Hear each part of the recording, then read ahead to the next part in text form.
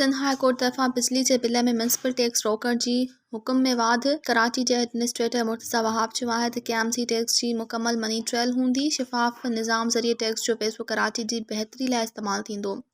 सरकारी टीवी खे केर बि नथो ॾिसे, पोइ बि 25 रुपया टैक्स ओगाड़ी कई पई वञे। केएमसी जे अकाउंट में ईंदड़ रक़म वेबसाइट ते रखी वेंदी। सिंध हाई कोर्ट तरफ़ां बिजली जे बिल में म्युनिसिपल टैक्स रोकण जी हुकुम में वाध। कराची जे एडमिनिस्ट्रेटर मुर्तज़ा वहाब चयो आहे त केएमसी टैक्स जी मुकमल मनी ट्रायल हूंदी। शिफ़ाफ़ निज़ाम ज़रिए टैक्स जो पैसो कराची जी बहितरी लाइ इस्तेमालु थींदो। सरकारी टीवी खे केर बि नथो ॾिसे, पोइ बि 25 रुपया टैक्स ओगाड़ी कई पई वञे। केएमसी जे अकाउंट में ईंदड़ रक़म वेबसाइट ते रखी वेंदी।